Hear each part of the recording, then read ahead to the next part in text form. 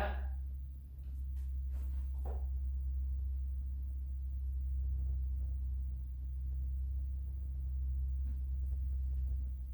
So I want to start with Genesis 39. Last time we talked about God's creation, that he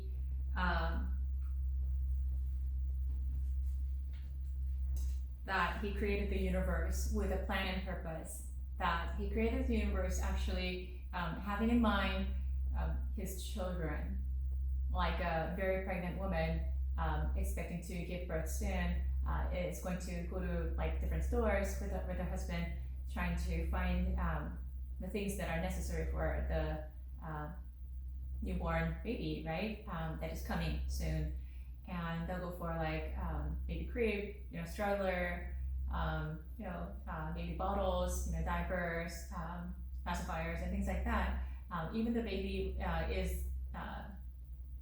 not been born yet. In anticipation of that, they prepare a room, paint the room possibly, and then just prepare everything for the baby's sake. And that's what God did in those 5 days of creation. And then on the 6th day, he finally gave birth to 2 children, Adam and Eve, right? They are incomplete in themselves, by themselves, like each person is incomplete, but together they represent God's image, right? So I take that back, so I have to be careful. So they're complete, each person is complete. However, together they represent God's image because God has both male and female aspects. God is a father, right? He's a faithful father, good shepherd. He is also like a mother hen. El Shaddai means double-breasted one, who cares for and nourishes her children. And God has described himself as mother hen, or mother who holds her infant in her arms. He describes himself that way. So each person is complete, but together they both have different emphasis of God's aspects. We're complete individually. However, as a community, as a believers community,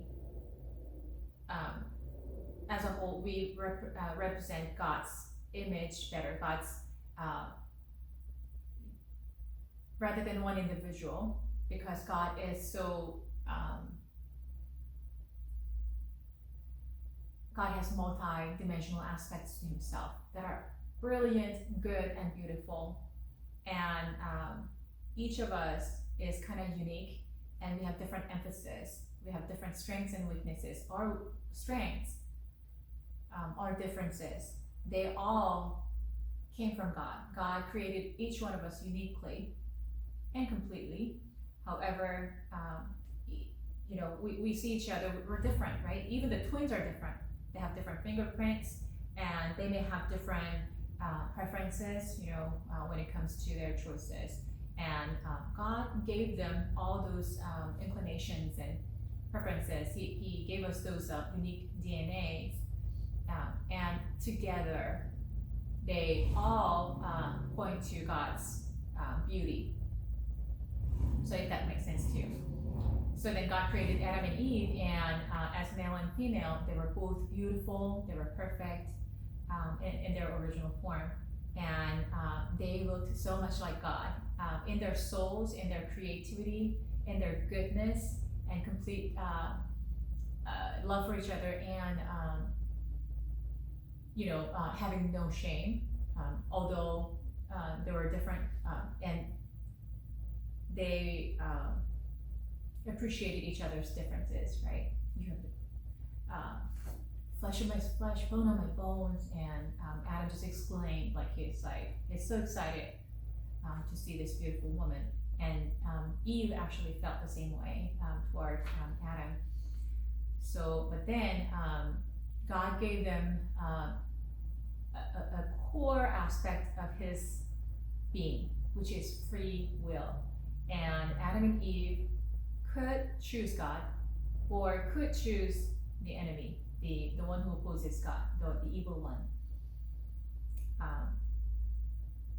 Without that, they'll be like a robot where you're programmed to do certain things, and if you force anybody to love you, that's not true love anymore, right? The other person has to voluntarily choose you and voluntarily love you, and that's true love, and you'll feel good about that, right? If you force anybody to or this person doesn't have a choice, but you're the only choice, and this person chooses you because there's no other choice, then you will probably live your life doubting, does this person really love me?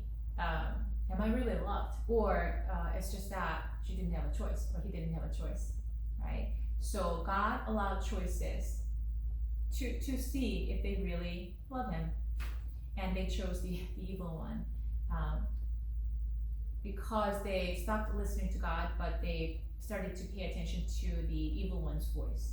So even as believers, we are in that battle zone with no visible war going on. It maybe it's just very peaceful, everything is going fine, and home is good, school is good, life's good. But then we don't realize that there's a constant battle in our hearts, in our minds, especially, right? The battle is, do you really pay attention to God's voice, or do you pay attention to your own flesh, meaning your old self, the self that existed before? I mean, that still exists, right? We're in between. We have both aspects. But do you choose your old self, or do you choose your new self? The new self is your soul that responds to God's command. And so why are we at war? It's because Satan has certain influence. Adam and Eve actually allowed them to have access to this world by listening to them and choosing their way, choosing his way. Then he can affect even the believers in our minds and in our world. And that's why there's so much chaos going on. There are so many problems and darkness going on in this world, although God created the world so perfectly and with no darkness. So then still God is sovereign over the world, and he's in charge. But we have to be careful not to give him access further and further by listening to his voice and following his ways, or following the same thing as following our old self, old ways, the self that does not know God, that does not respond to God, right? And I'm not talking about dissociative identity disorder. No, I'm not talking about multi personalities. No, but it's going to be real, in your decisions. Many of you are good-hearted. Many of my students are actually very good-hearted. But in the midst of that, in our daily living, in our interactions with other people, the choices that we make and things like that, do we listen and deliberately choose God, or do we just, it's in a sense trying to go up the escalator that is coming down. So unless we deliberately choose God, because the enemy is doing all he can do to pull us back to his own way, to drag more of us down to the hell, away from God, because that's going to break God's heart, right? So then as we try to go up this escalator that is coming down, so like one of my friends actually talked about, like my college friend talked about her experience. She I think she was late to the airport, and she was in a big hurry trying to catch the airplane. And so she went to the airport, and there was an escalator, that she had to get on in order to go to the second floor to go through the security check, and she got on. She had like luggages, and she was just she hopped on the escalator and realized that it was coming down. Like she was such in a hurry that she didn't realize she hopped on the escalator that was coming down. But she was so her thought is like, I need to go up there, and she wasn't thinking anything else. So like she kept actually running up the stairs, and in the middle she fell, and she was carried down. You know, she fell and carried down to the bottom, and she said like that's the most embarrassing moment of her entire life, and for a good reason, right? Because you know people are like, what is she doing, right? But I'm reminded of that picture, knowing that our faith journey is like that. You know, it's like hopping on an escalator that's coming down, and if we hop on, we need to really skillfully, with all our strength, we need to continue to go up the stairs in order to reach the top. That's kind of the faith journey, if that makes sense to you. So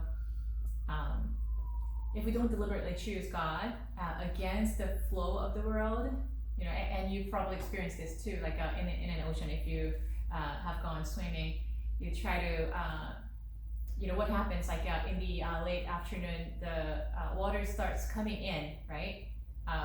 The ocean water, it's not pushing you out anymore, and you try to go against that flow, and that say the ocean waves are really strong, they're just coming in, and you try to like fight back and go against the flow. That's like that is a picture of what our faith journey is like, and so we need to deliberately choose God against the flow of the world. It's much easier if we go with the flow, if we just to do what the world is doing. And so there is a battle. Adam and Eve unfortunately chose to listen to the evil one, and so now the only hope was Christ Jesus to come to this world in a human form, the second Adam, to take care of the messes that Adam and Eve actually created. The first Adam messed up, and the second Adam had to come to reverse that cycle of evil. And he did, didn't he? Which gives us a good reason to celebrate.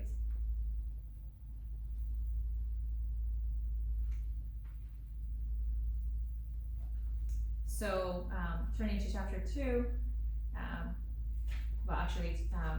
let's go back to Genesis 37, because I don't think we talked about this last time, right? So we're going to talk about Genesis 37 and 38, 37 and 39 today.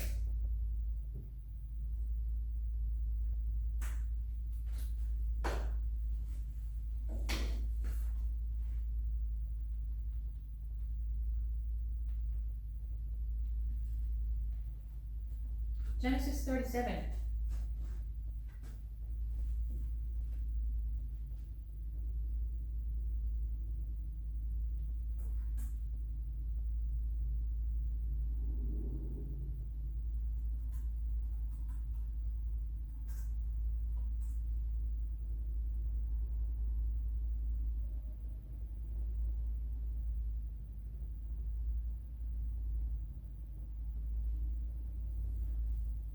Jacob lived in the land where his father had stayed, the land of Canaan.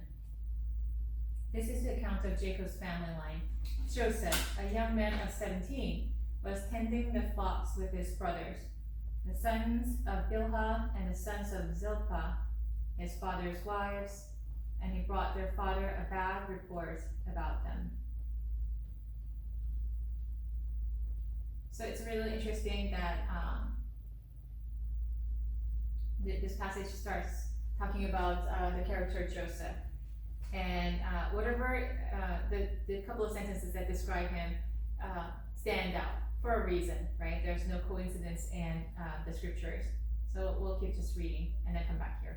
I'll come back to talk more in detail. Now Israel So Jacob's other name was Israel, the one who wrestled with God and has overcome, is the meaning. Israel loved Joseph more than any of other sons of his other sons because he had been born to him in his old age.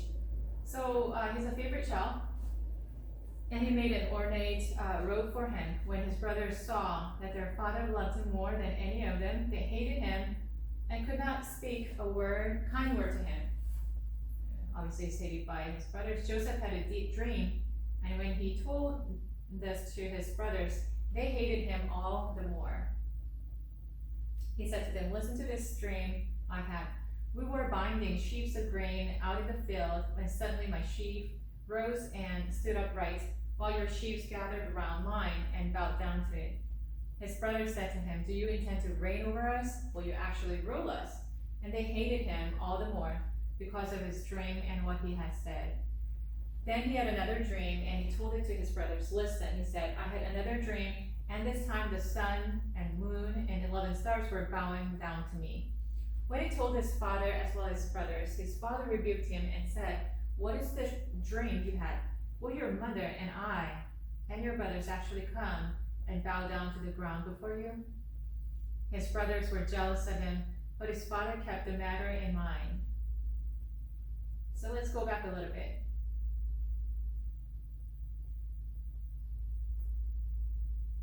Jacob. Jacob means hill grabber. He was born as part of the twins. His twin brother was Esau.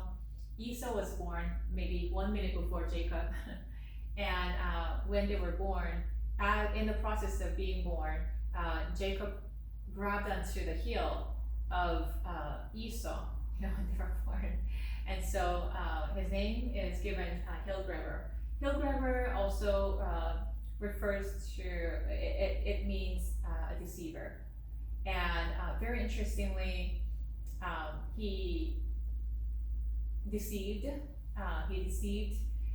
Esau and his own father in order to take away the birthright from his older brother. He had been prophesied while the twins were in the mother's womb. It had been prophesied that the older one will serve the younger one, and therefore Jacob did not have to do anything in order to get the birthright because it had been prophesied. He just needed to wait until his timing to actually inherit that birthright, to be spiritually the first son who inherits not only his father's inheritance but the inheritance of God. Who was going to bring the Messiah through the 12 tribes, the 12 sons of Jacob. But unfortunately, Jacob could not wait, and his mother actually saw that he had this strong desire for the birthright. So they became culprits of crime, deceived both father and the oldest son, to take away their birthright, and they became enemies, and Jacob had to flee for his life. So that's kind of a background. But he, in the process of circumstances, of the trials and like vigorous testing,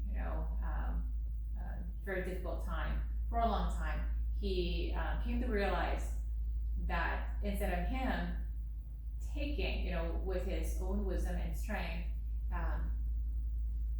to fulfill that God-given vision, he needed to wait in patience and trust, and that God had to make it happen. So in the river of Jabbok, he wrestled with God. Not that God is not as strong as Jacob, with his fingertip, he can't just completely change the world, right? But God came in a human form, and some people call it Jesus, before he was even born into this world. He briefly showed up, and he allowed Jacob to wrestle with him,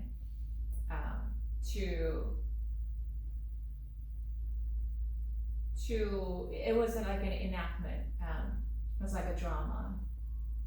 I know what you want, and I know that you strongly desire the spiritual blessing. You want to be a blessing for the nations. You don't know exactly what you want, but I know that you just cherish this vision, what Jacob, what Abraham talked about. God promised us this, and you want that vision to be yours. And actually, I have the Messiah in mind to come through your lineage, and so I'll let you wrestle with me, so that you know that I'm the one who gives blessings. I'm the one who makes you a blessing. Not that you can do something and take that blessing, take that inheritance. No, it is I who gives, and you need to wrestle with me. So Jacob learned that, and through this whole process, he came out to be a very different person. Now God could finally use him. Now, so Jacob lived in the land where his father had stayed, the land of Canaan. This is the account of Jacob's family line. Joseph, a young man of 17, so he's a teenager, was tending the flocks with his brothers. He is second to the last, out of all the 12 sons, he is like the 11th son. The sons of Bilhah and the sons of Zilpah, his father's wives, and he brought their father a bad report about the brothers. So he is one of the youngest ones, right? Benjamin was so young, he couldn't even go out to the field, so he's considered as the youngest one among the ones who were tending the flocks. And what he did, first of all, he was deeply cherished by his brother, so he became so proud, instead of, because he hasn't learned, he has been just shaped by this environment where he's more loved by his father, and he has special gifts too, right? And so he feels like a special child, like I'm very special. And then what he did is, I'm so special. He went further. So this is what the world teaches you, right? I feel special, and I'm gonna actually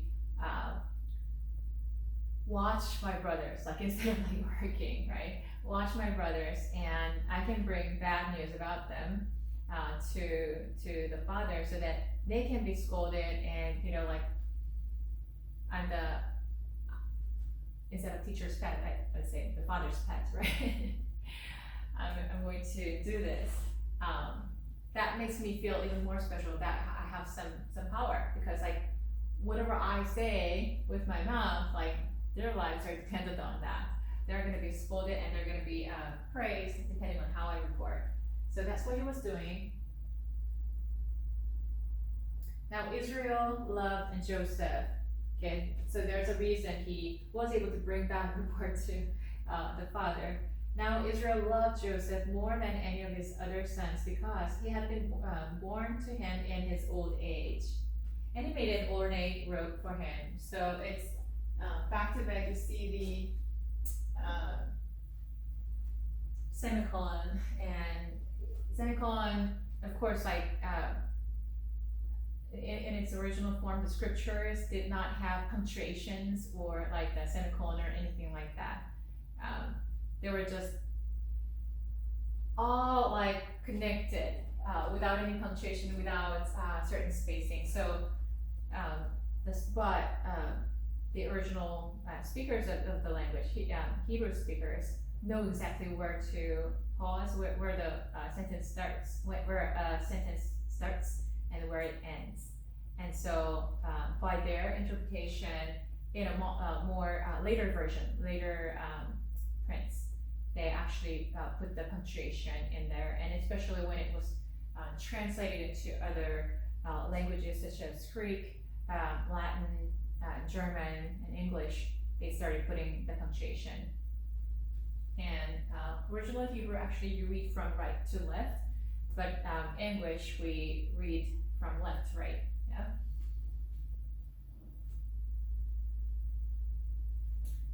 So there's a reason that semicolon is there, like back to back. These are like one thought, one rapid thought. All right, so Now Israel loved Joseph more. Why? Because he had two wives, actually four wives eventually. Two were Leah and Rachel. And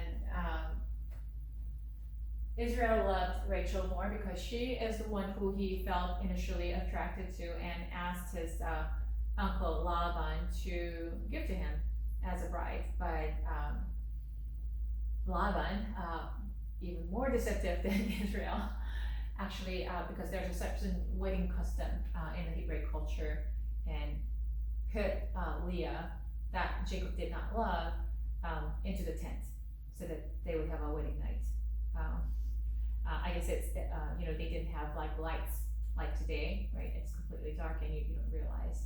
And so then they got married first, and in the morning, Jacob got up, the sun is shining, he was like freaking out, like, this is not the one that I chose. And he, you can't imagine, right? But Jacob was this time patient enough. He was like, okay, you know what?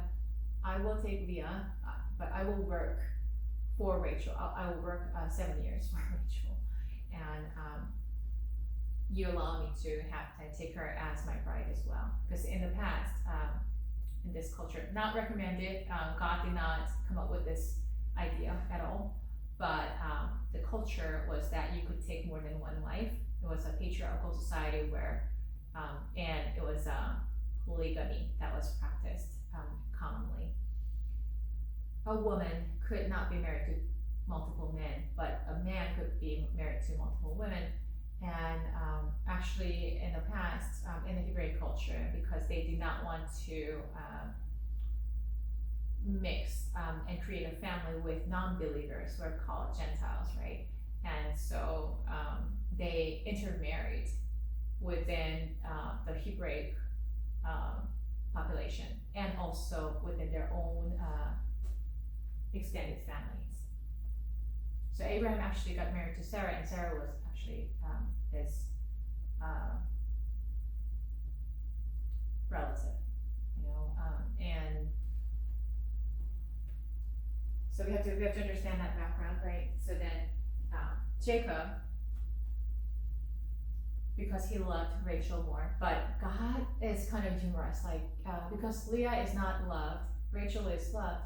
God allowed Leah to have sons, have children first, and Rachel has to just sit and wait, right? Because in the past, it was a shame if you did not have children. Children were a sign of God's blessings, and if you don't have, today we see commonly those people were without children.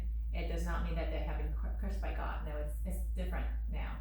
But back in those days, the notion was if you don't have a child, then you must have been cursed by God, right? And so you must have sinned against God, and therefore. And so Rachel lived in shame. Leah had sons after sons, and that's why Joseph had so many older brothers, right?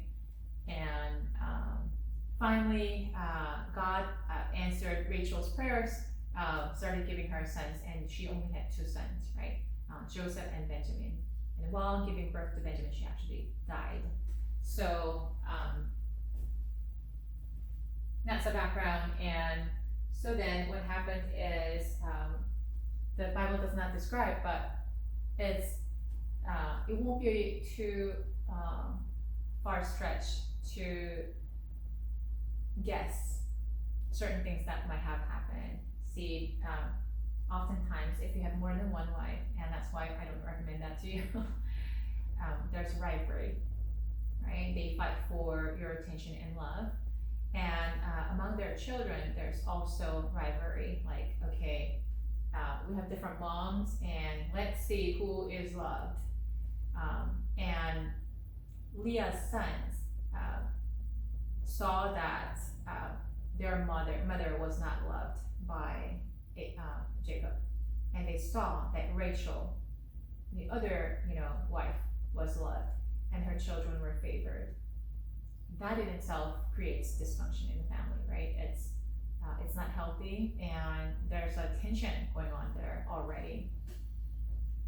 And so these two children, Joseph and Benjamin, that were born by Rachel, and Jacob loved them much more, and especially this Joseph. Jacob had a vision and dream. Jacob had heard from Abraham. Once again, this does not appear like this is not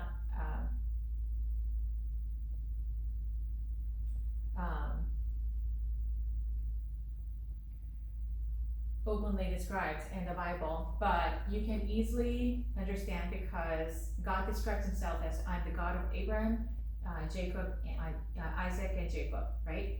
What does he mean? He has entered into a covenant with Abraham, and it was renewed time after time.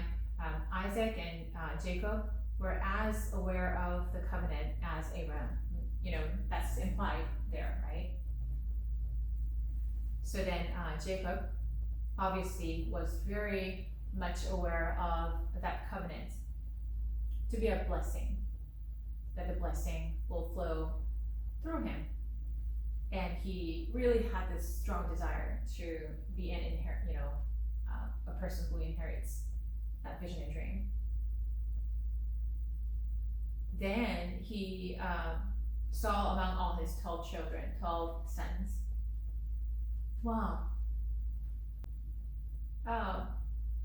These people, these kids, these sons, they are strong and mighty, and maybe perhaps some of them are smart and gifted, but they don't seem to be really interested in the vision and dream that God has given me. Let me see, who is interested in that? Oh, this kid, Joseph, is interested in vision and dreams. Oh, he responds to spiritual, he has some kind of spirituality to him. He receives dreams from God. He's connected to God. Oh, kind of similar to me. I love wrestling with God. I love communicating with him, and this kid has that gifting. So that probably made him have favor over him even more so, right? Aside from the fact that he is born by his better loved wife, and in his old age, they all come together, right? It's multiple reasons he would love him more than other children. Because if you have never had a child, then this might be okay, it's I don't know what you're talking about. My vicarious experience is that I've seen some people around me, some of my friends, say one friend that I want to talk about. My friend's friend. So she had a daughter, and I saw that she just cherished her so much, so that she was always, her eyes were always on her. She was about 5 or 7 years old, and her eyes were always on her. And if there's anybody who comes to even say anything to her, it's not even a bad thing.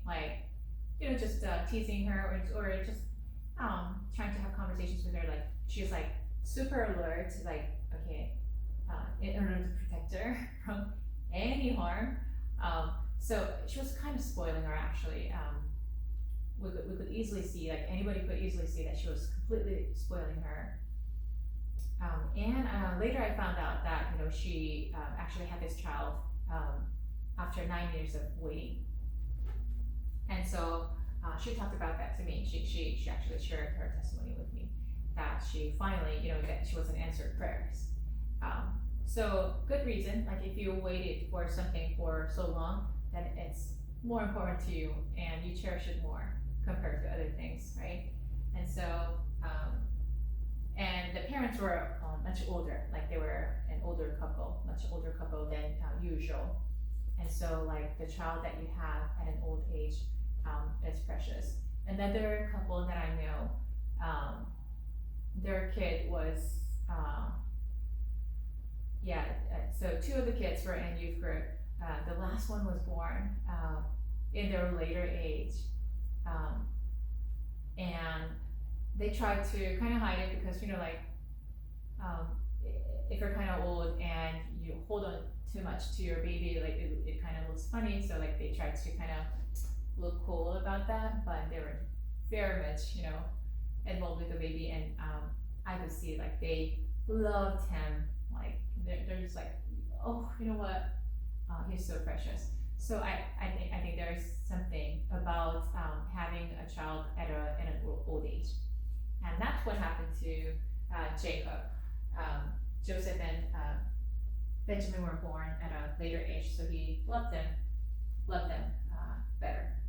And like back to back, and he made an ornate robe for him. Ornate robe with colors, with perhaps certain jewels. I don't know exactly how the coat looked, but it looked fancy, right? Because in the old age, in the old times, colors were of precious commodity. People usually wore something white or something of like just the original color of the fabric, because just having just the fabric itself was precious commodity. Everything had to be handmade. They did not have machines. They didn't have a computer, and therefore you had to design it perhaps with your own ruler and with a chalk. I don't know what they used, and then you have to make even the fabric itself by weaving. And so clothes were precious, and also to make it colorful, because they did not have artificial colors like we do today. They had to get it from the flowers or plants and things like that. So that was precious. So immediately follows, okay, so he loved him, so he made an ornate robe for him. And the colorful robe actually signifies that is the prince among all. Like, you are going to give him your inheritance. Like, that is your designated person to pass on all your wealth, and he's basically the next king. So can you imagine? Okay, he is like the 11th child, and you make him your you gave him your birthright. And like how no matter how much you try to love the boy, he's not lovable, right? And the father's favoritism and the way he acts, he reports bad things about his brother. There's nothing, no reason for them to love Joseph. When his brothers saw that their father loved him more than any of them, they hated him and could not speak a kind word to him. So there's a tension going on. It's not a good place to live, right? To be hated by people. Joseph had a dream, because he's a dreamer. He had a gift. And when he told it to his brothers, they hated him all the more. He said to them, listen to this dream I had. So like, it's not very wise. It's obvious that he's hated by his brothers, and when he's hated and he brags more, that's not a wise thing to do. We were binding sheaves of grain out in the field when suddenly my sheaf rose and stood upright, while your sheaves gathered around mine and bowed down to it. His brothers said to him, do you intend to reign over us? Well, you actually rule us. And they hated him all the more because of his dream and what he had said. So he did have a dream. It's not a false thing. And it was so fascinating. He wanted to talk about it to someone, but it's not very wise to talk about that before his brothers who already hate him. Then he had another dream, and he told it to his brothers. Listen, he said, I had another dream, and this time the sun and the moon and the 11 stars were bowing down to me. When he told his father as well as his brothers, his father rebuked him and said, what is this dream you had? So of course, this is not a pleasant dream, and he was carelessly sharing, will your mother and I and your brothers actually come and bow down to the ground before you? His brothers were jealous of him, but his father kept the matter in mind. So Jacob, because he knew that God had a special plan that he was going to unfold through his family, he was sensitive.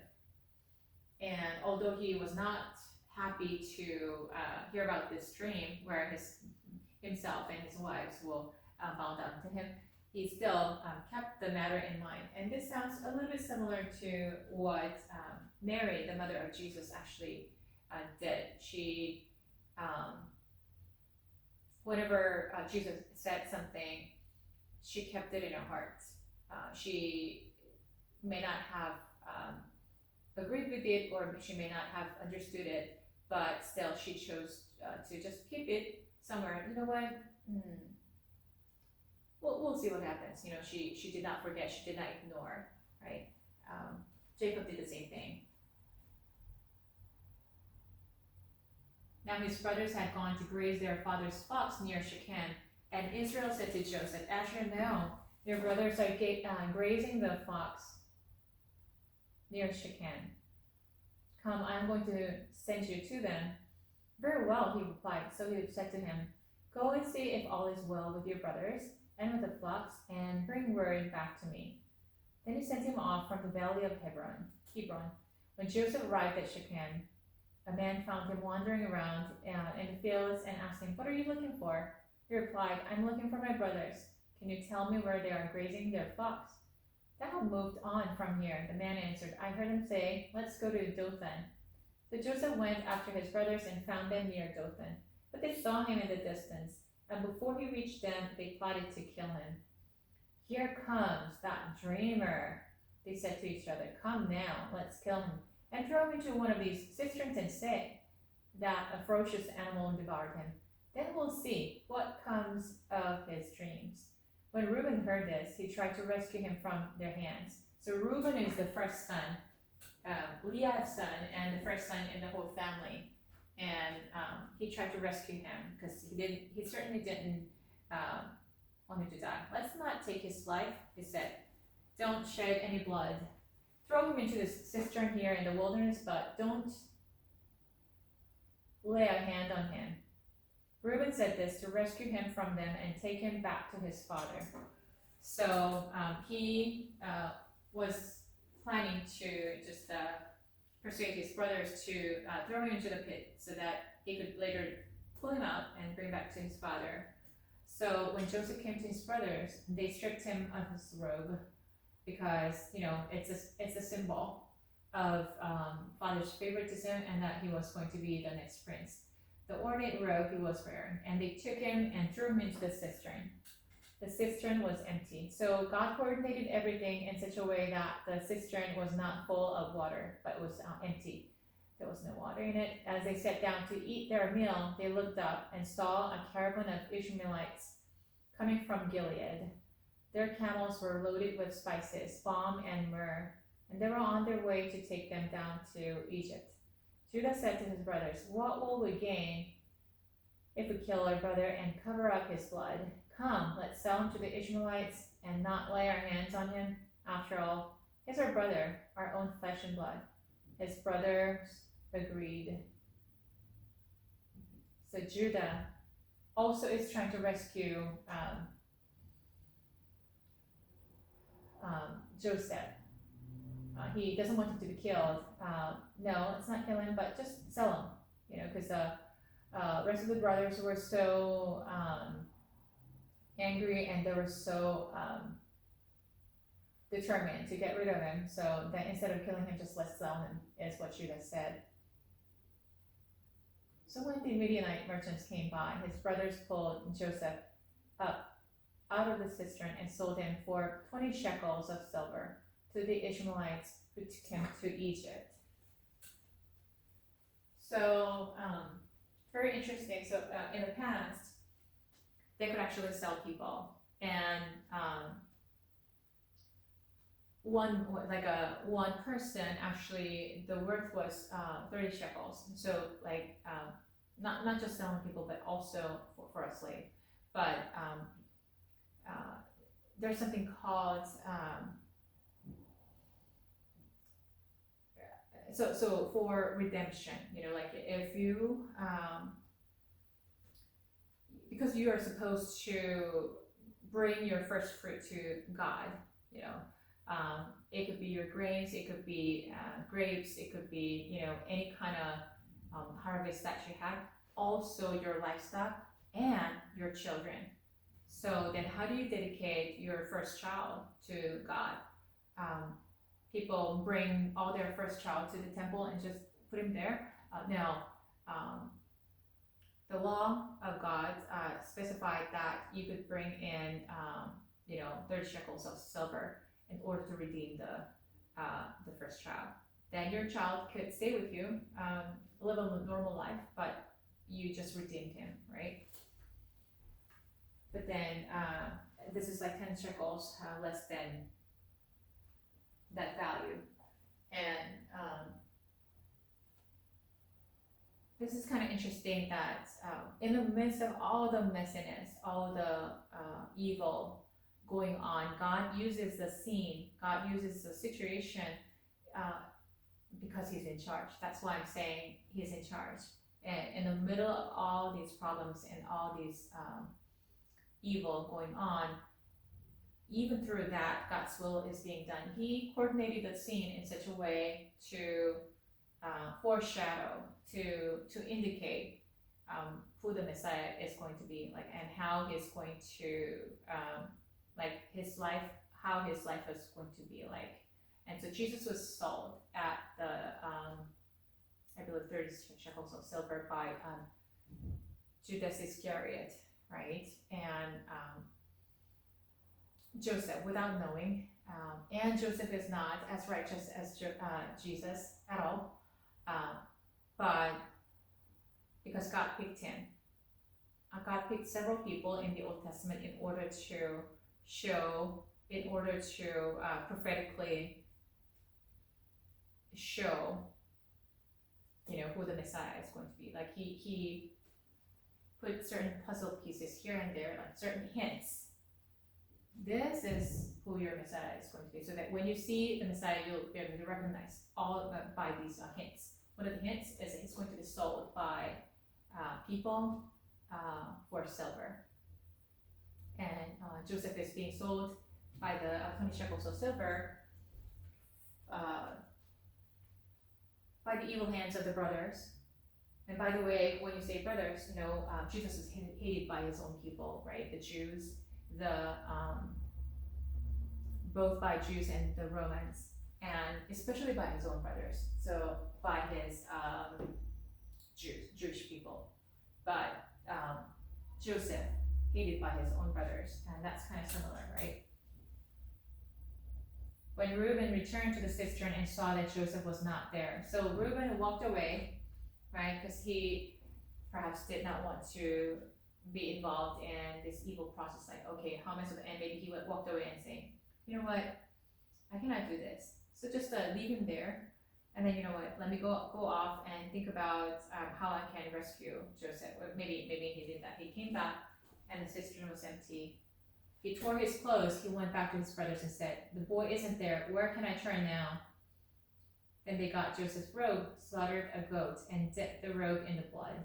They took the ornate robe back to their father and said, we found this. Examine it to see whether it is your son's robe. Your son's. It's not Joseph, it's not our brother, but your son, right? He recognized it and said, it is my boy's robe. Some ferocious animal has devoured him. Joseph has surely been torn to pieces. Then Jacob tore his clothes, put on sackcloth, and mourned for his son many days. Can you imagine how devastating it might have been? His favorite child, the one who actually he put hopes, actually was not there anymore, he got killed. All his sons and daughters came to comfort him, but he refused to be comforted. No, he said, I will continue to mourn until I join my son in the grave. So his father wept for him. Meanwhile, the Midianites sold Joseph in Egypt to Potiphar, one of Pharaoh's officials, the captain of the guard. So see, while the human evil is going on, God still coordinates. He is in charge. That he is sold but to the hands of Potiphar, one of the Pharaoh's officials.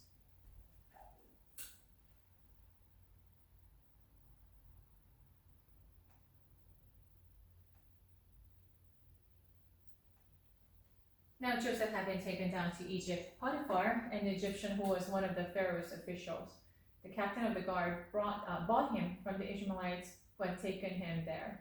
Somehow Joseph stood out to him. Somehow he just saw that this kid, 17-year-old kid who probably grew up not working too hard, and he probably did not look like a slave at all, or slave worthy.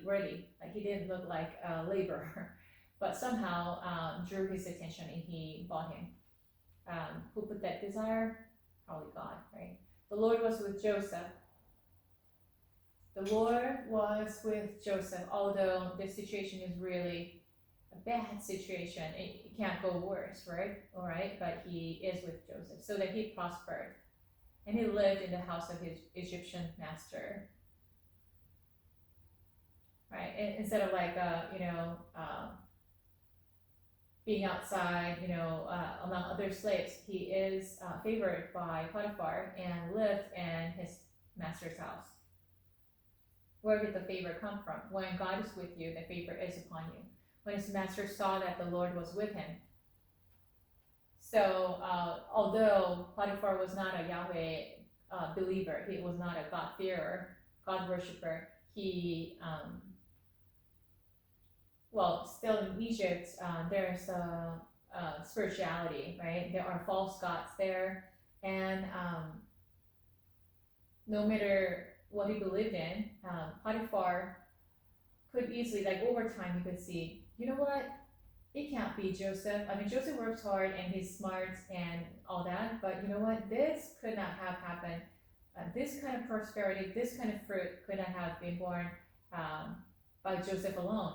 Oh, I see that somebody's behind him, that the God he worships. Because although the passages don't directly talk about that, later on, finally, when he talks about how God has led him to Egypt first, he actually he's not sold and dragged into Egypt. No, God sent him there. Not that he looked back. And when the master saw that the Lord was with him, how did he see that? Well, whatever he puts his hands to, they prosper. So there's that mystery. And number two is Joseph probably prayed to God, worshiped God, perhaps whenever he had a chance, he wrote down the scriptures that he learned from his father, just trying to connect with God. He probably noticed this guy somehow connects with God regularly. He worships somebody, right? When you are a believer, it cannot go unnoticed. If you are at school, if you are working, even though you don't say anything about your spiritual background and who you believe in, you didn't even put a Bible on your desk. There's no visible evidence as to whether you're a Christian or not. But you know what? If you are a Christian, if you really fear God and communicate with him, somehow people find out. And it cannot go unnoticed. And they know exactly why you keep your moral standards. They know exactly why you refuse certain unethical practices. They know exactly why you choose to love instead of hate and engage in political play, power play. They know exactly why you don't work on Sundays. And they know exactly why you don't participate in the drinking parties, like the corporate parties. They know exactly why you make certain decisions somehow. You don't have to say a single word and they'll find out. And I'm pretty sure that this is what happened to Joseph as well. When his master saw that the Lord was with him and that the Lord gave him success in everything he did, Joseph found favor in his eyes. Joseph found favor in God's eyes first, and that's why he found favor in Potiphar's eyes. Became his attendant. So promotion, right? Potiphar put him in charge of his household, and he entrusted to his care everything he owned. From the time he put him in charge of his household and of all that he owned, the Lord blessed the household of the Egyptian because of Joseph. The blessing of the Lord was on everything Potiphar had, both in the house and in the field. So Potiphar left everything he had in Joseph's care, with Joseph in charge. He did not concern himself with anything except the food he ate. A couple of things, because Joseph was trustworthy.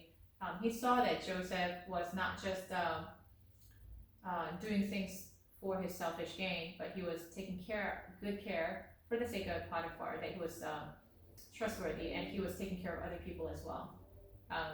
He emerged as a leader who was trustworthy, a man of integrity, and Potiphar, who is probably very experienced in dealing with the slaves and servants, his soldiers. Like he spots people, right? And he noticed that this guy is, although he's young, not just gifted, but whatever he puts in his hands to prosper. Number one. Number two, this guy is not after his own selfish gain. Like, I can trust him. So it's better for me to let him do it rather than me trying to do things, because he has better results. And so then he did not concern himself with anything except the food he ate.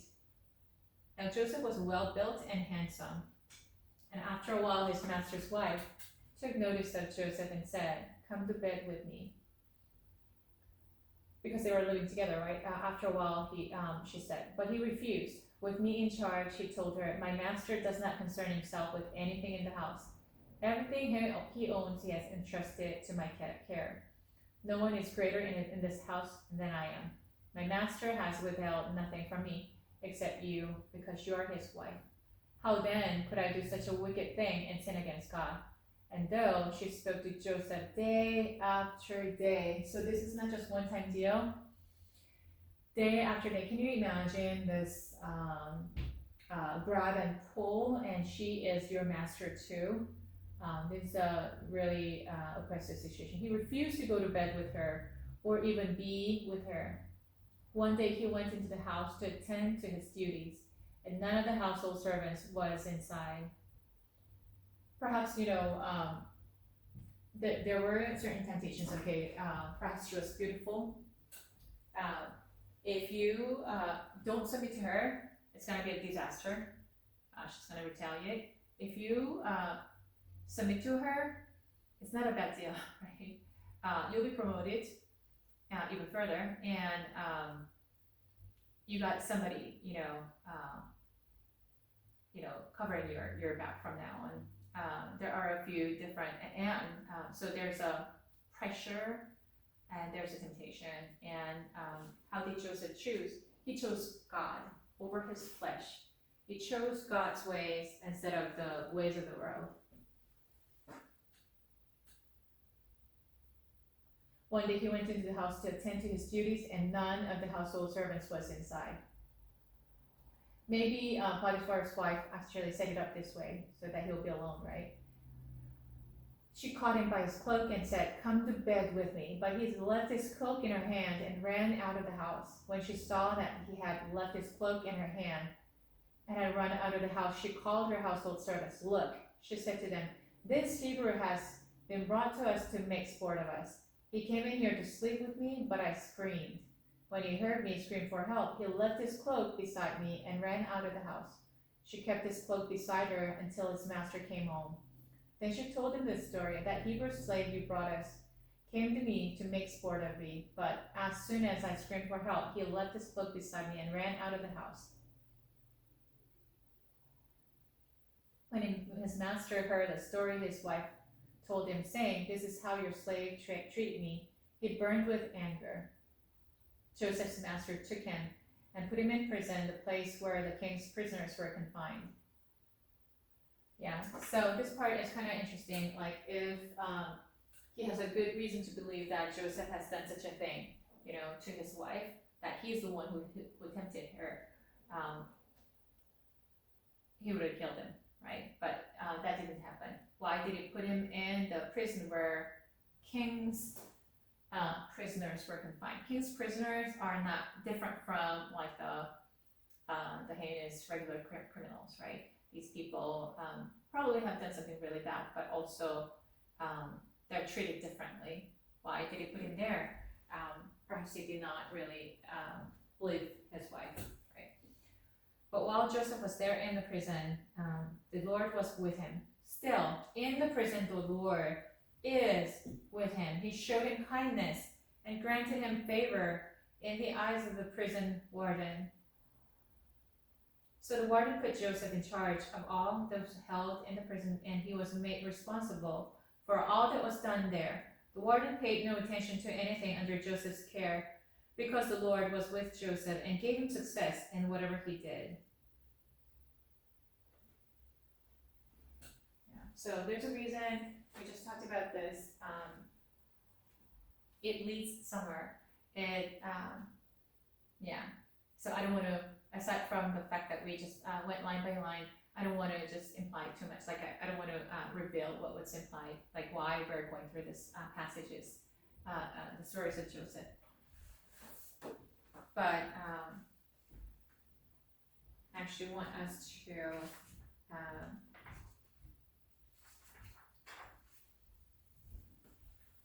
for a slight transition before we go back to Psalm 145, because we're going to do it.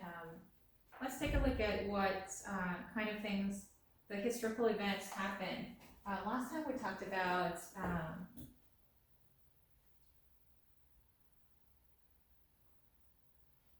the first century, right? What happened there?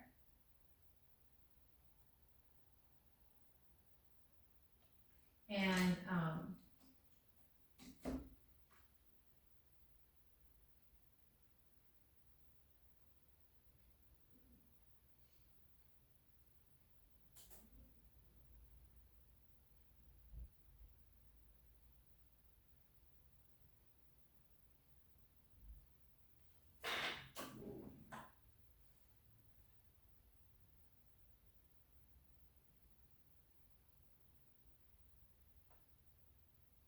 last time we talked about a few different important events that took place.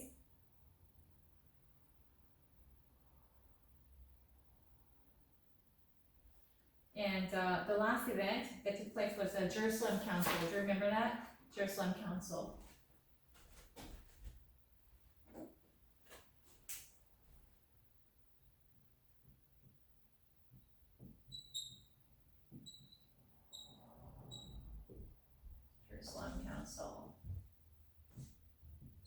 What was this? So let's talk briefly about this. Once again, this is a Christian college, and people wonder about, like, okay, how did Christianity come into being and in the form of today? And so I want to give you a little bit of background.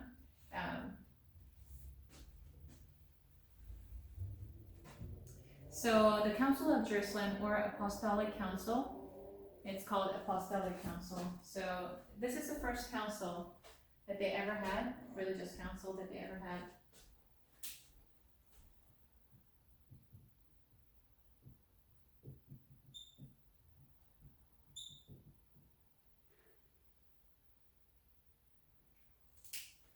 Why? Because primarily the main characters of this council, the main leaders, were the apostles. So it happened around AD 50. It's a unique among the ancient pre-ecumenical councils, in that it is considered by Catholics or Eastern Orthodox to be a prototype and forerunner of the later ecumenical councils, and a key part of Christian ethics. So, from this point on, they had other councils, council meetings, to make decisions on certain important issues.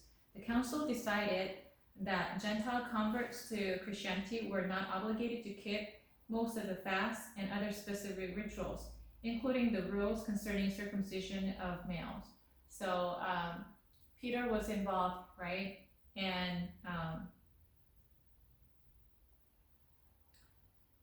the council did, however, retain the prohibitions on eating blood, meat containing blood, and meat of animals that were strangled, and on fornication and idolatry. So the Christians who are not the Jews, there were Christians who were outside the category, in the Gentiles, like you and me, who are not the Jews, but who now put their faith in Jesus Christ as Lord and Savior. What are they supposed to do? Because the Jews actually practiced circumcision. They kept strictly, all the rituals that are described, and rituals and lifestyle that were described in the laws. And how about the Gentiles? Like, what are they supposed to do? What are they not? What are they not obligated to do? So that's the decision. So, okay. So meat containing blood, don't eat that. There are particular reasons. I mean, if you read Leviticus, you'll come to understand why. It is connected to Jesus being the Lamb of God, shedding the blood for us. It's connected to that spiritual meaning. But anyway, don't eat meat containing blood, and meat of animals that were strangled, or on fornication and idolatry. Sometimes referred to as apostolic decree or Jerusalem quadrilateral. The purpose and origin of these 4 prohibitions is debated. Accounts of the council are found in the Acts of the Apostles. So the book of Acts actually talk about the Jerusalem Council, right? Chapter 15, right? And also possibly in Paul's letter to the Galatians, chapter 2. So Apostle Paul, Apostle Peter, the apostles actually are actively involved. Like, they are the main characters who actually made the decisions, gathered at the Council of Jerusalem, and they made the decisions.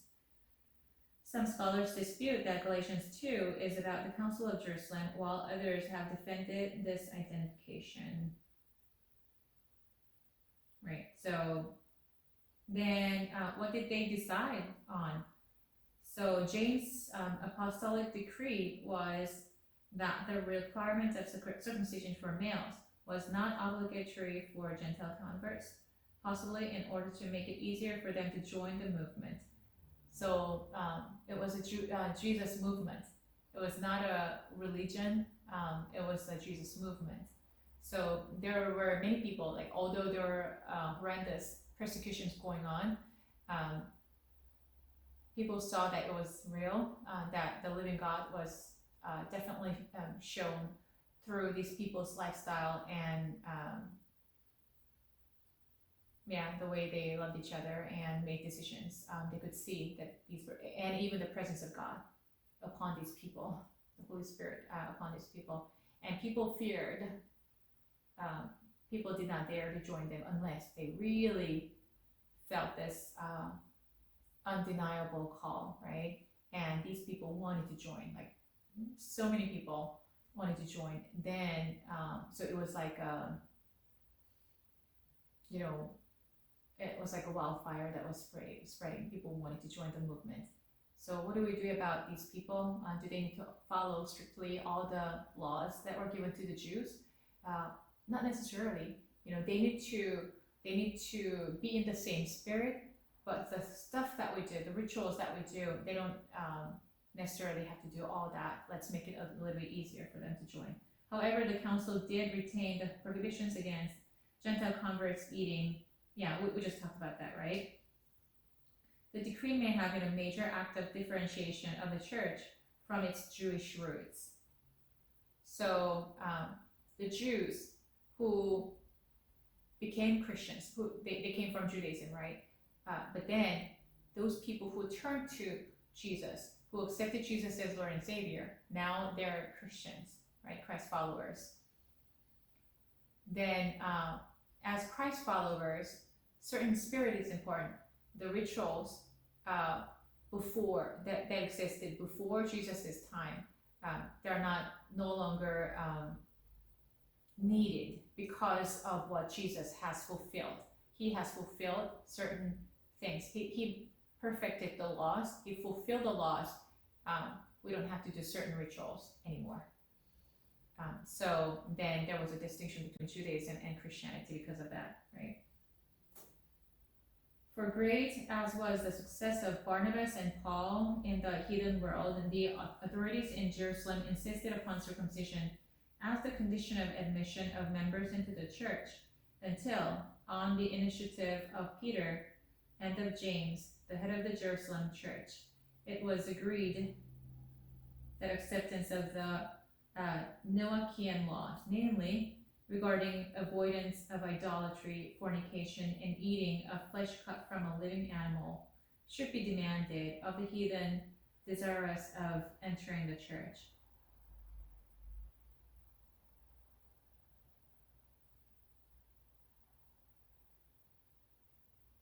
Right, so this is from Jewish Encyclopedia. So differentiation, like aside from, so these rituals, like why is it different? Because there's a theological meaning behind certain ritual, right? And because Jesus came and he became the Lamb of God, he became the payment for the sin,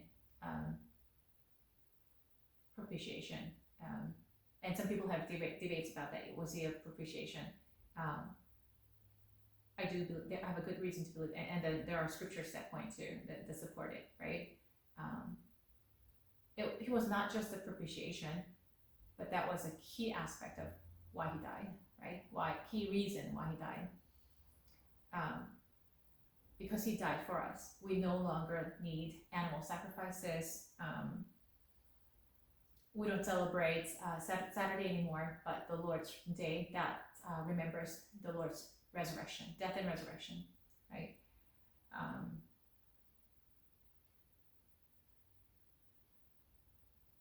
There are certain Jewish laws that people used to live by. We don't need that anymore because Jesus actually fulfilled the laws. And so it is the spirit behind the laws that we want to continue keeping. And certain things we don't need anymore because of Jesus. So then there's a distinction between Christianity and Judaism. So that happened AD 50.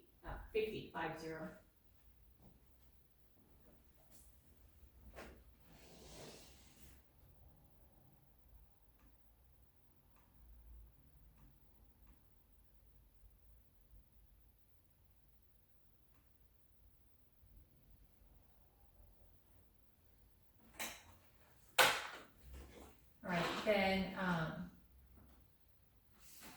let's go on to talk about Psalm 145 before we talk about psychological development.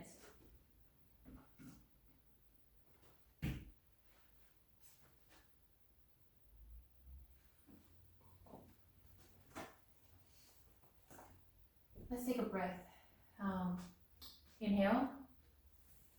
1, 2, 3, 4, 5, 6. Exhale. 1, 2, 3, 4, 5, 6. Inhale. 1, 2, 3, 4, 5, 6. Exhale. 1, 2, 3, 4, 5, 6. What are you feeling inside right now?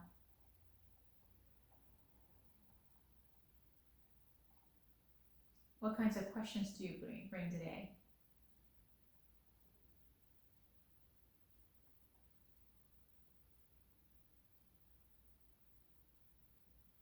What do you need to let go of right now in order to be fully present before God in this time of meditating?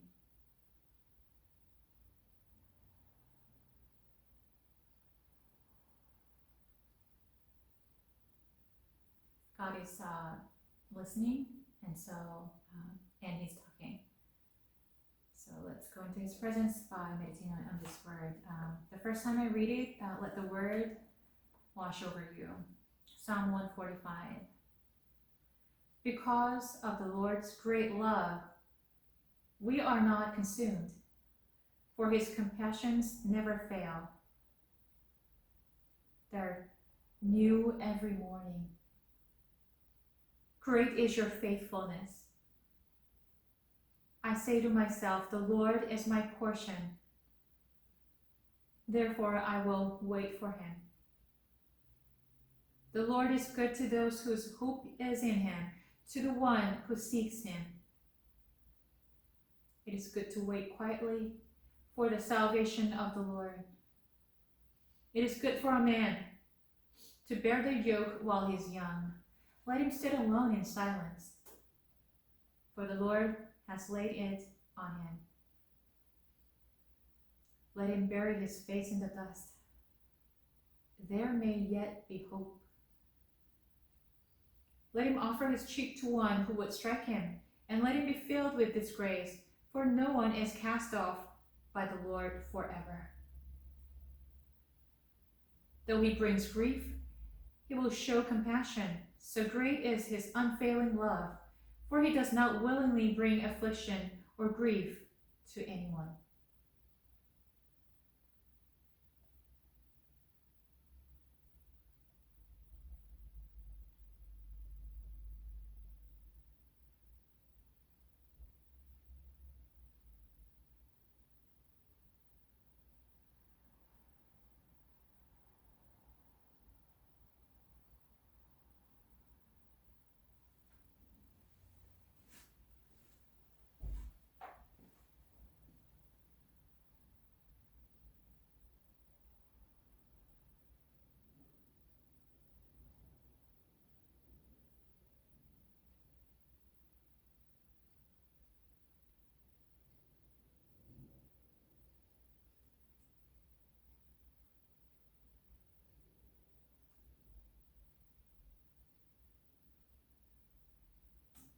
The second time I read it, you're going to pay attention to what stands out to you. Certain word or phrase, be an image, something that stands out to you. Receive it and take it as your own. Because of the Lord's great love, we are not consumed, for His compassions never fail. They're new every morning. Great is your faithfulness. I say to myself, the Lord is my portion, therefore I will wait for Him. The Lord is good to those whose hope is in Him, to the one who seeks Him. It is good to wait quietly for the salvation of the Lord. It is good for a man to bear the yoke while he is young. Let him sit alone in silence, for the Lord has laid it on him. Let him bury his face in the dust. There may yet be hope.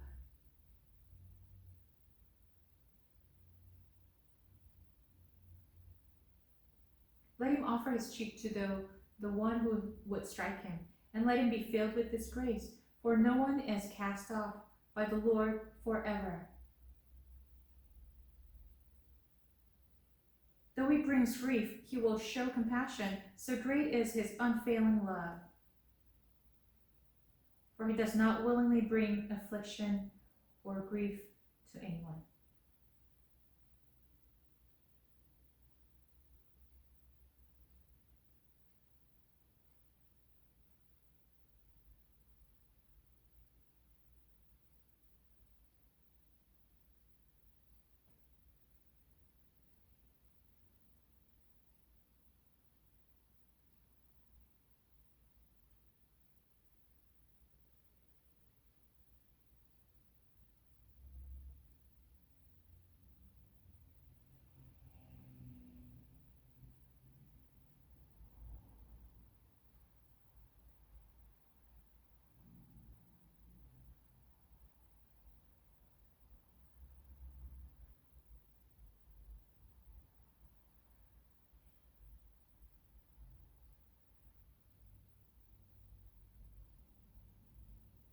Third time, read it for you. Lift up the thing that stood out to you to God, asking God to give you the meaning. Why did that stand out to me? What do you want me to say to me?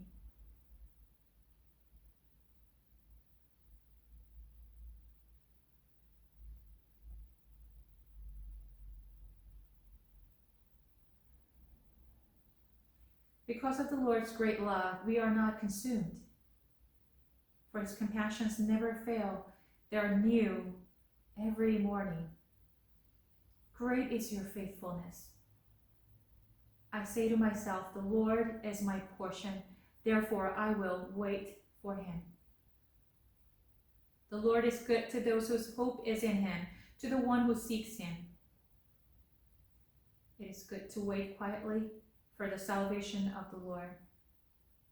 It is good for a man to bear the yoke while he is young. Let him sit alone in silence, for the Lord has laid it on him. Let him bury his face in the dust, there may yet be hope. Let him offer his cheek to the one who would strike him, and let him be filled with disgrace. For no one is cast off by the Lord forever. Though he brings grief, he will show compassion, so great is his unfailing love. For he does not willingly bring affliction or grief to anyone.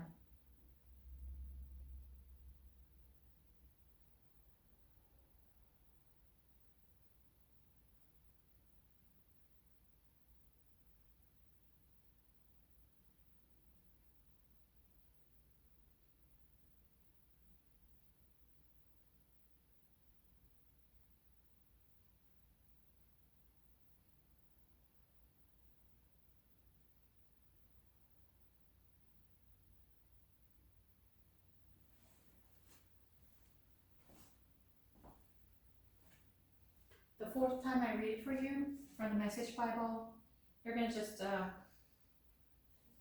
enter into God's rest, just rest in God's presence, whether you had a very distinctive experience or not. Does not matter, because God can speak to you, God can minister to you outside this time and location. He's not bound by time, he's not bound by location. So you can just feel relaxed.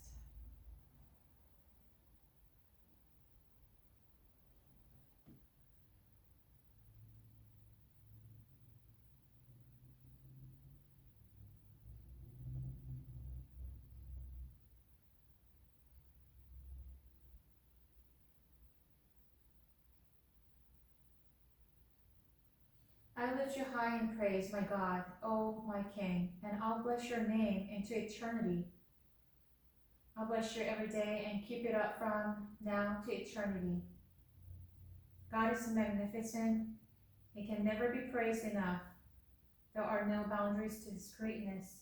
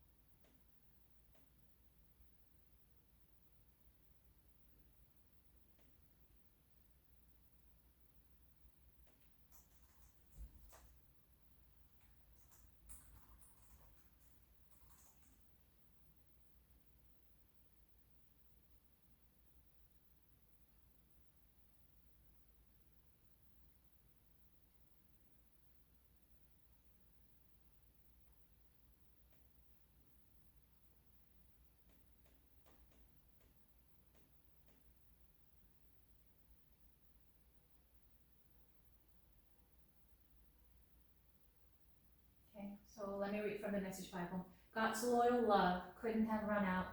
His merciful love couldn't have dried up. They're created new every morning.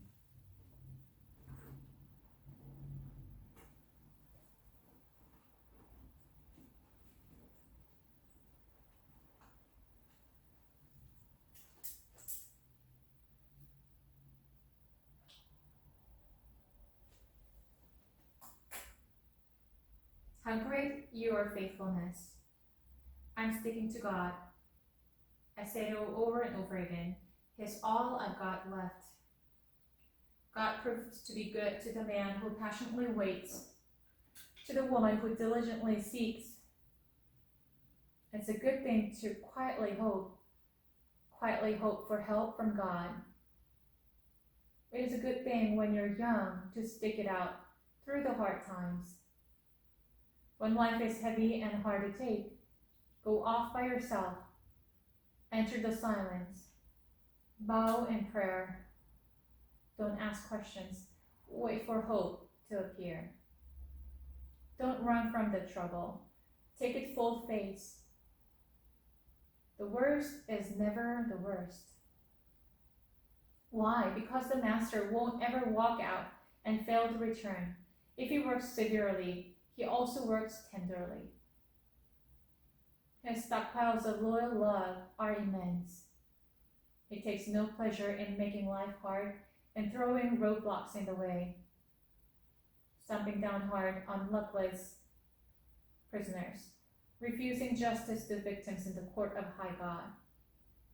Tempering with evidence, the master does not approve of such things.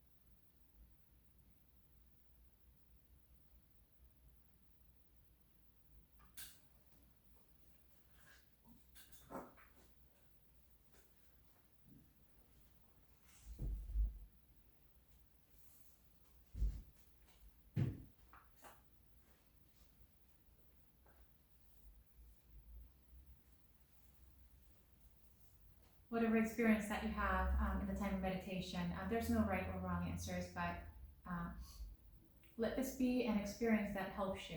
Experience where you really learn to focus on God, learn to hear God better. It's okay if you make a mistake, but each time I hope you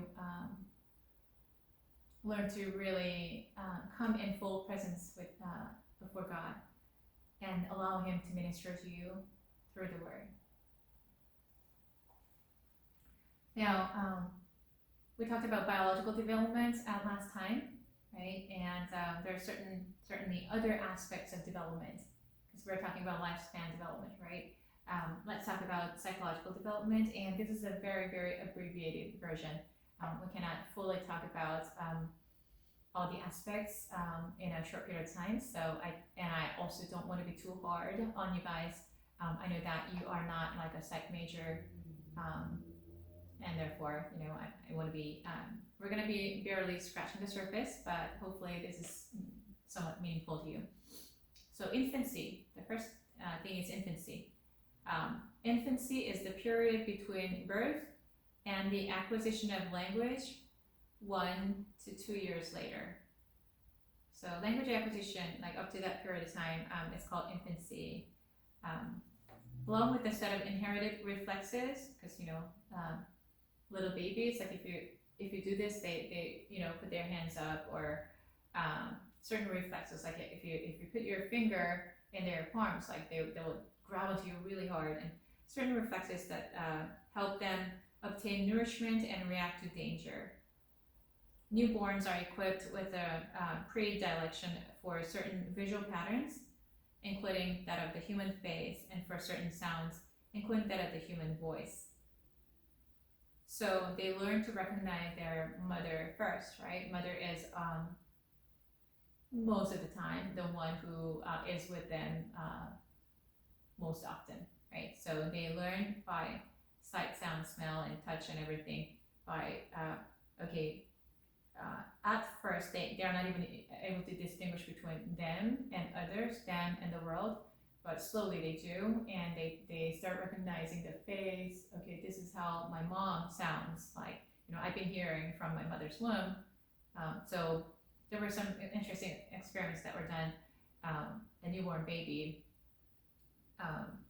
with a not a newborn baby, but I think at least a few weeks old. But anyway, so this baby bottle, the natural reflex part of that is that they suck the bottle. And they actually turned on the two different women's voices. One was this baby's mother's voice recorded, and the other was a voice of another woman who was speaking in a different language. So the original mom spoke in English, and the other woman actually spoke in an Arabic language, and they did an experiment. So this child is like closing his eyes, and he's just sucking the bottle. He's about to suck the bottle, and when the mother's voice, what recorded voice was turned on, he was like just feeling at ease and just sucking the bottle. Versus when they turned on the other voice, who was not his mom, and was speaking in Arabic language, this baby actually stopped sucking and was trying to, as if, oh, what is this? And then, they turned on the mother's voice again, and he started sucking again. And then the Arabic woman's voice, he stopped again, trying to figure out what that was. So very interesting that the infants actually learn over time and pretty quickly to recognize certain familiar voices. The reason this little infant recognized his mom's voice is because he's been hearing that ever since in the mother's womb, right? And then gradually over time, he also recognizes the facial features, certain aspects of mom. And at the same time, he understands that this is a different person. It's not part of me, right?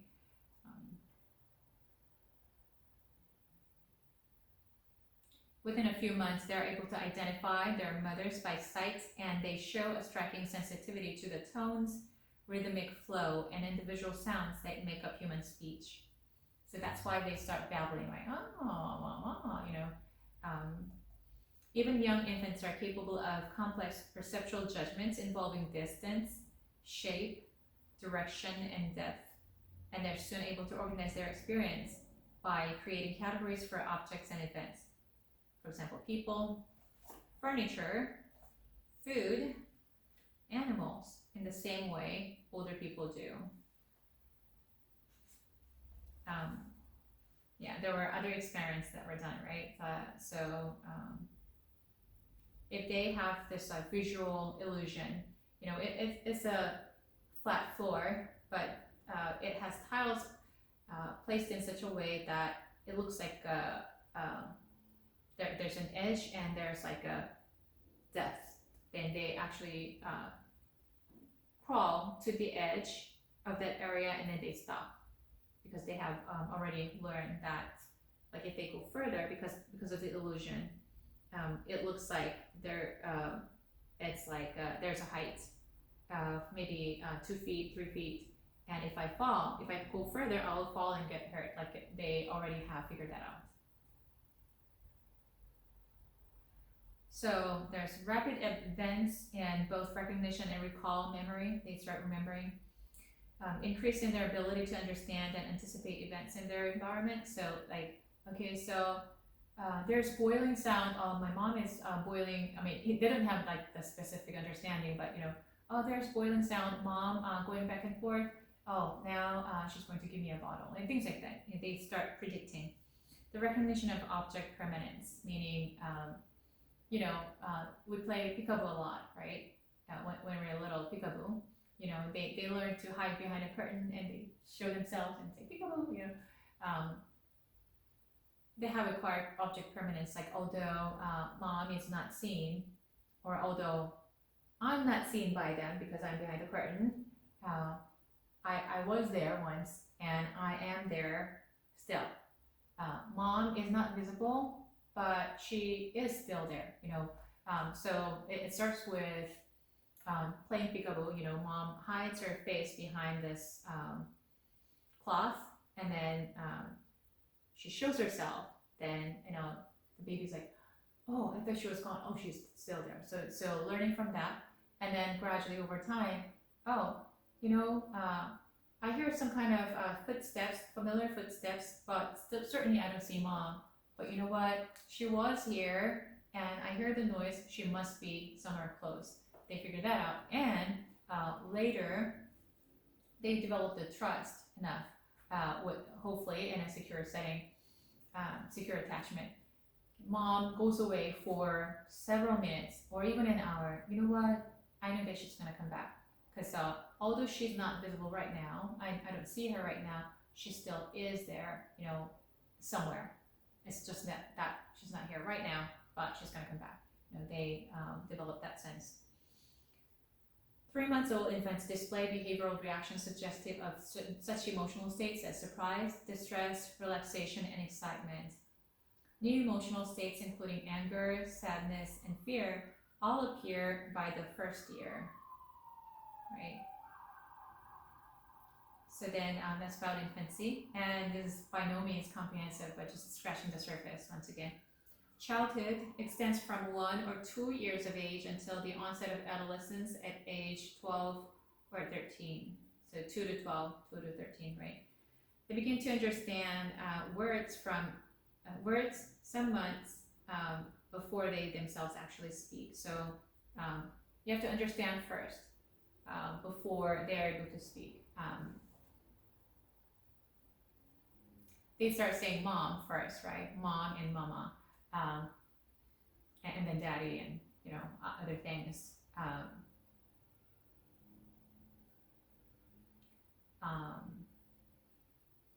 Perhaps by the age of 2 or 18 months, they have heard tons of times, like hundreds, thousands of times, come over here, come. Probably heard this word along with this bodily gesture, right? So they now understand. At first, they understand both, like gesture and the words. So now you don't have to do gesture anymore. Mom says, come over here. Because, and then if the child is not moving, the mom comes over and takes her hand, or takes the child and bring close to her. They've experienced it so many times, enough times to understand that, okay, when she says come over here, she's calling me to be with her closely. They've understand that. So they've understood that. So by the repeated experiences, they start understanding certain words. They may not be able to say the words yet, but they understand first. They understand several words first, and then they start saying those words. Sometimes inaccurately, which is okay, but over time, they say it accurately. Infants on average speak their first words by 12 to 14 months. By the 18th month, they have a speaking vocabulary of about 50 words. Make a transition from relying solely on concrete, tangible reality to performing logical operations on abstract and symbolic material. From 2 to 7 years, children begin to manipulate the environment by means of symbolic thought and language. Between the ages of 7 and 12, the beginnings of logic appear in the form of classification of ideas. They start sorting things out, right? An understanding of time and number, and a greater appreciation of seriation and other hierarchical relationships. So one of the favorite activities that they do is they count, right? They make songs out of that, and greater self-awareness. awareness of their own emotional states, characteristics, and potential for action. I can do it, or like, oh, I'm happy, oh, I'm sad, or I'm strong, or I'm fast. They come to understand themselves better, increasingly able to discern and interpret the emotions of other people. Mommy, are you angry? Mommy, or daddy, daddy, are you happy, or are you worried? They start recognizing, and they start looking at, but this also comes by repetition, like looking at other people's face, and they're like, okay, so that looks like, they're frustrated, or that looks like he's sad, or that looks like he's excited, and things like that. And over time, they are able to kind of generalize that interpreting of other people's emotions to outside their family members, and they start recognizing some commonalities when associated with certain emotions. Moral development, which typically begins in early childhood as concern over and avoidance of acts and attract pain and punishment, and progresses to a more general regulation of conduct, so as to maintain parental regard and approval. Yeah, so it at first they may not, so we're talking about rewards and punishment, and that's how we learn morality. Yeah, but also by personal experience of observing so many kids. When they've done something wrong, not just because they had an experience of being punished for certain acts, but because there's a conscience that God has given us. Sometimes little kids, even non-verbal kids, sometimes understands that what they are doing is not the right thing to do.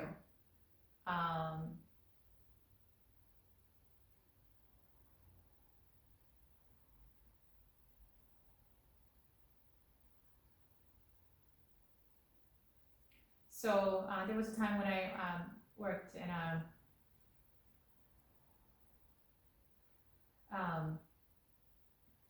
care, the it's like a nursery, right? The child care center, right?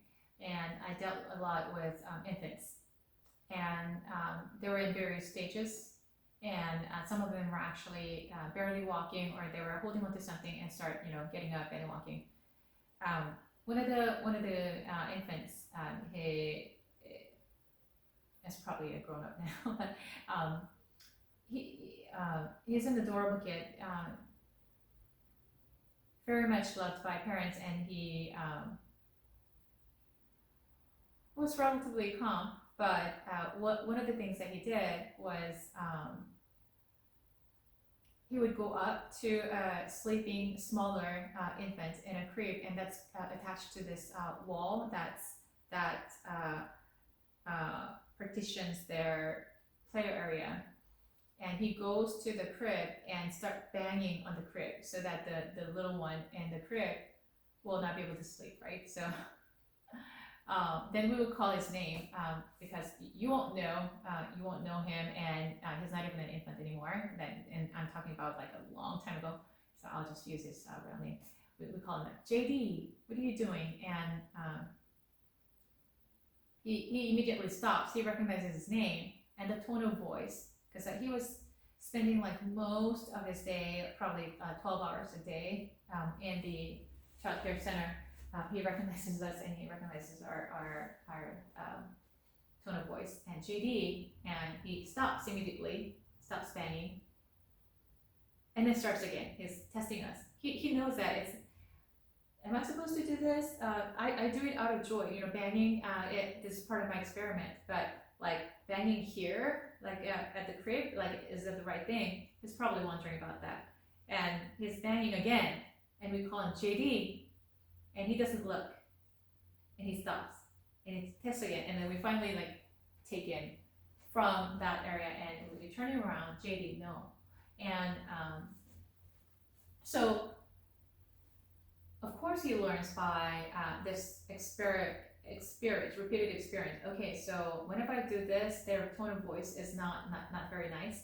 And if I do this multiple times, finally they take me away. Or even later on, like if I go even further, he's never done that. But if I go further, they put me in the playpen, isolate me.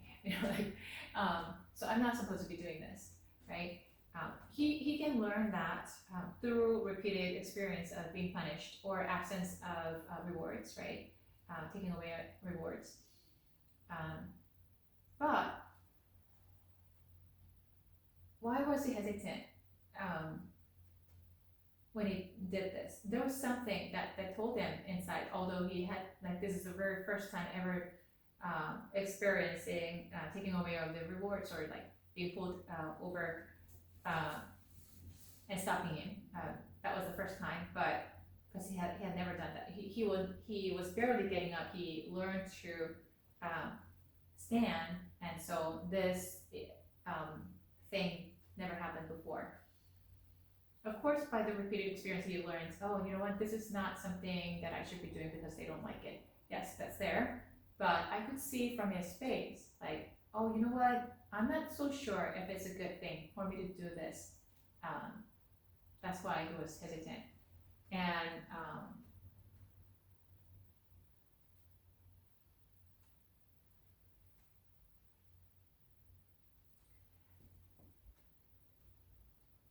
And then there are certain times when the little ones that are walking around, they sometimes look at you before they do something new that they haven't been punished for, but they're kind of looking at you, and they do it while you're looking away, while you're not watching, because they somehow feel like, you know what, I feel like I got to do this while they're not watching because this doesn't feel good. I mean, there's something about their actions they already feel not right, right? Hitting other kids or like certain things like yeah. So I don't know which one. Maybe most often it comes with rewards and punishment, but I sometimes feel like they seem to have some kind of conscience, because when they're completely unaware, then they just recklessly do it until they're punished repeated times. That's when I know, oh, you know what, they're not even aware. But there are times when they're like, you know what, I'm gonna do it in a sneaky way because I know that this somehow doesn't feel good to do. Something I feel that I'm not gonna be rewarded for. There's a little bit of awareness too.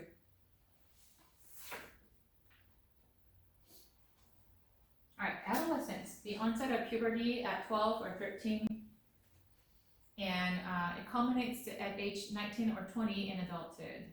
Becomes able to systematically formulate hypotheses or propositions. So they can experiment, right? So my hypothesis, my assumption is that this will lead to this.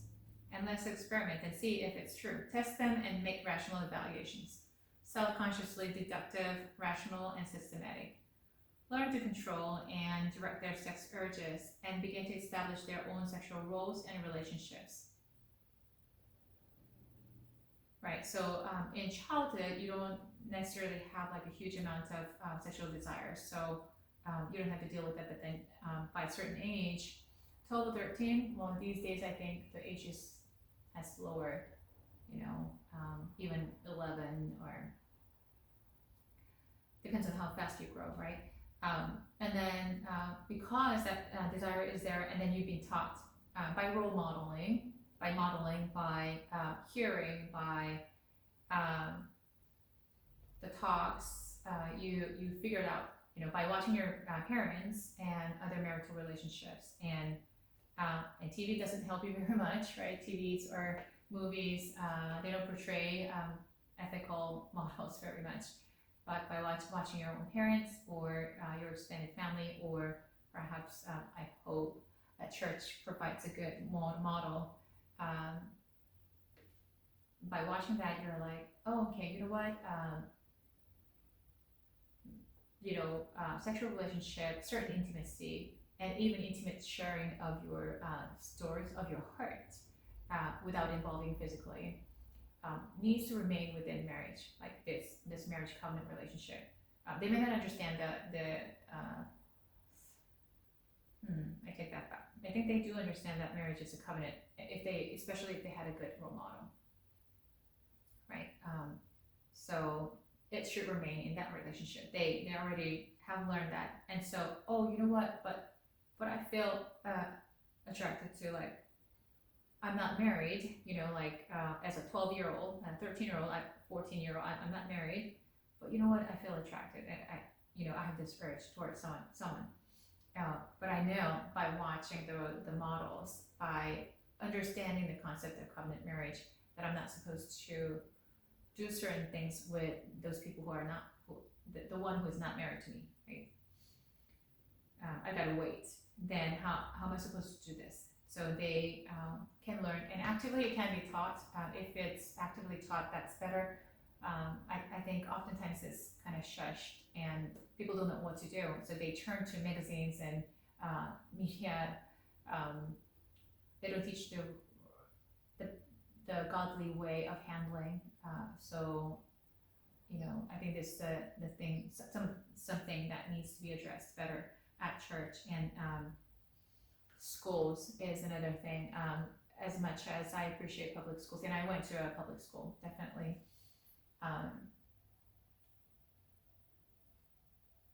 Because the world is shaking and so much of morality has crumbled, both in the United States and Korea and other parts of the world.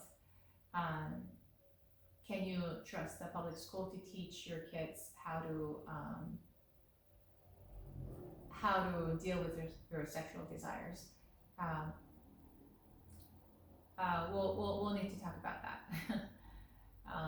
I'm not against public schools. I love public schools. The public school system is important, but it definitely needs to be renewed.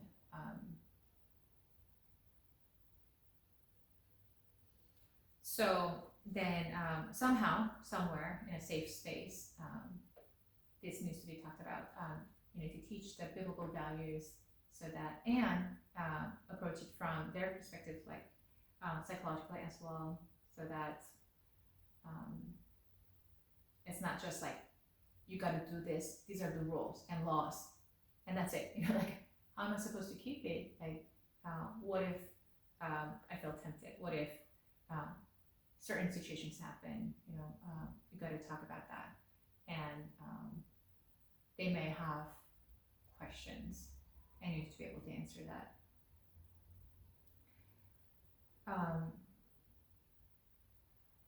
Lessen their emotional dependence on their parents. They used to depend greatly on the parents. Like, anything happens, oh, mom or dad. But now they're not doing that anymore. Rather, they develop a mature set of values and responsible self-direction. And they develop more friendships and relationship with other kinds of adults. Hopefully, they're trustworthy relationships. Other adults than their own parents, and their social circle increases, broadens, and they turn to other resources, right? Adulthood, a period of optimum mental functioning when the individual's intellectual, emotional, and social capabilities to meet the demands of career, marriage, and children. Early to middle adulthood that involve crises or reassessments of one's life and result in decisions regarding new commitments or goals. Yeah, so you get to evaluate on your own life from time to time, right? Middle age is a period of adjustment between the potentialities of the past and the limitations of the future. You can experience a midlife crisis. During the late middle age, individuals become more aware of ill health and thus may consciously or unconsciously alter the patterns of their lives. During old age, sensory and perceptual skills, muscular strength, and memory tend to diminish. though intelligence does not. Yeah, so intelligence is a relatively permanent thing. Like you don't become intellectually disabled just because you age, but rather your memory capacity is limited. Intelligence is relatively stable. Tend to make the elderly more dependent on their children and other younger people, both emotionally and physically.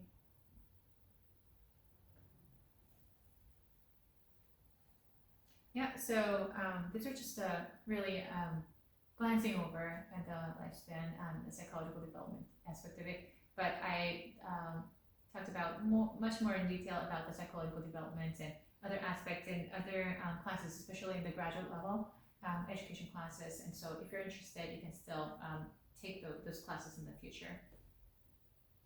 All right, so what happened during the 2nd century in the Christian community? The Lord has not returned as soon as expected, so organization is needed to continue the ministry, resist persecution, oppose heretical teachings, and spread the word. So before, they had not been, during the 1st century, they had not been so focused on evangelism. Of course, they did share the gospel, but because their life says loudly, right? But it was not, their focus was just waiting for the Lord's second coming, because he said that he was going to come very soon. And what we need to do is just remain pure, righteous, and just really filled by the Holy Spirit. Just continue to do God's ministry while we're living, preserving our faith, and but the main focus is wait on the Lord, right? Wait on the Lord's second coming. But now that they entered into the second century and Jesus has not returned yet, oh, you know what? We got to preserve all these things in writing. We got to write down what the Lord has said and pass it on to the next generation. We also need to evangelize more, because there are tons of people who are not saved yet. And if Jesus is coming back a little bit later, then we need to spread the gospel. So their focus shifted a little bit. Thus, the office and role of the bishop became stronger. While persecution continues intermittently from without, heresies pose major dangers from within and must be answered. So, very interesting. The enemy comes to, so there are crops that are growing. There are also weeds that need to be taken out. The enemy has done it, right? So certain heresies become major issues. So some heresies, Gnosticism, a kind of New Age movement that claimed special knowledge. So you can know Christ by your head knowledge. You can know the truth by head knowledge, and that's going to save you, right? Marcionism is an attempt to reduce the scriptures, both the Hebrew and Christian scriptures, to a few selected books. And Montanism is a charismatic movement that got carried away with new revelations, prophecies, and judgmental attitudes toward other Christians. Seems like this is continuing today too. So revelations outside the Christian Bible, the canonical Bible, the canon. When you say revelation, and I do believe in revelation, personal revelation, God speaks to us all the time through the scriptures. Mainly you need to check and double check and confirm whether what you have received from the Lord, visions or dreams or words, or it can be anything. God can speak to us through the world, through the nature, through certain sounds, even through the newspaper, even by the word of what that comes out of the other person. He can speak to us in every means, in any means. I believe that. I'm just open to the entire thing. However, how do we check if that is a revelation from God or not? You go back to the scriptures, the canonical scriptures. You compare the message that you're getting from whatever the source is with the character of God. Is this aligned with God's character? His love, his righteous, his faithful, his merciful, His forgiving and His. So are these thoughts and revelations aligned with God's character that's described in the scriptures, right? And you also can, not to, you got to be careful about that, but does it align with the sound doctrines and traditions of church? When I say traditions, I'm not talking about the rituals and, people's habits and certain fallen aspects of church. I'm not talking about that, because tradition has certain connotations, right? The word has connotations, but I'm talking about the solid biblical tradition. Does your revelation actually align with that? Because we have our faith is communal faith. It's never individualistic. And when you become an individual, so there are people who have been hurt by church, and they isolate themselves. I understand that. But then the danger is that if you don't discern as a community, then you can easily fall into heresies because there's no one to check for you, check with you. No one can guide you. So it's very important that you are in a community. So when Montanism, it's like, okay, there are new revelations, that there can be other revelations, but they went further with their revelations and prophecies. They gave that the same authority as the Bible, right? And they forgot to double check with the scriptures or the character of God, right? And they had judgmental attitudes toward other Christians, like, oh, you're not spiritual enough, like you don't have the experience that I have, and things like that. So when you have the wrong attitude, it's very, you're vulnerable to fall into heretical thinking. Apologists or explainers of the faith emerged to combat heresy and answer the church's opponents. So there was a need for apologetics, right? The logic, the arguments. Key apologists include Irenaeus and Justin Martyr. Yeah, against heresies, The churches are not legal and have no public forum or church buildings. Right, local persecution can break out at any time. So they were hiding, they were scattered, right?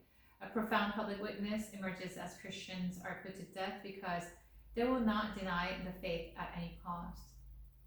So it's part of the reason, while people were being wiped out, there were more people who were joining the movement, and it became larger and larger of a group.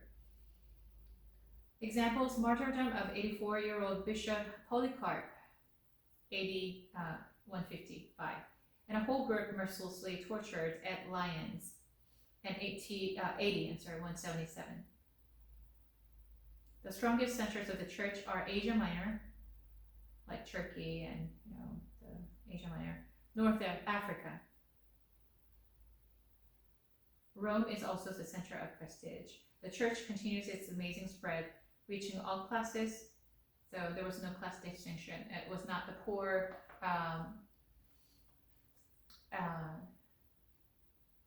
lower socioeconomic class religion anymore, right? Particularly the lower, still there were more lower class people, because a couple of reasons probably. People who are in the lower socioeconomic classes have more needs, just huge needs, and they become more desperate for outside help, and it's easier for them to accept Jesus as Lord and Savior. Versus higher socioeconomic classes, they have much more to lose, including their reputation, and just like Nicodemus, he looked for Jesus at nighttime secretly because his reputation was at stake, right? And they have much more to lose, and therefore, and also there's less need to look for a savior. So, but then it was reaching all classes though. Even during the first century, we can see that Christian faith or the movement has reached Roman centurions, other people who were of higher position. Callistus, a former slave, actually became Bishop of Rome and makes claims for special importance of Roman bishop. Very interesting. So having said that, I think we need to close this session, and hopefully you picked up something out of the class, and we hope to continue next time. And next time we're going to talk about cognitive perspectives, cognitive development. It's going to be pretty interesting. So let's close in prayer. Heavenly Father, we thank you so much for your grace and mercy, your faithfulness, that you are consistent with your character. Your plans prevail in the midst of all the circumstances and all the messiness. Father God, so we trust in you, and out of that trust comes our hope. Lord God, because you will not keep people in the dust forever, and because your salvation is at hand. Father God, we ask you that your goodness and faithfulness will be revealed in the situations of all our students, Lord God, in this class, and you will continue to bless them and guide them. Father, I ask you that you will continue to give them good health and draw them closer to you, Father God. Help them turn to you in time of need, especially, and let their families, Lord God, be protected by your hands. Father, we thank you for your goodness, for your love.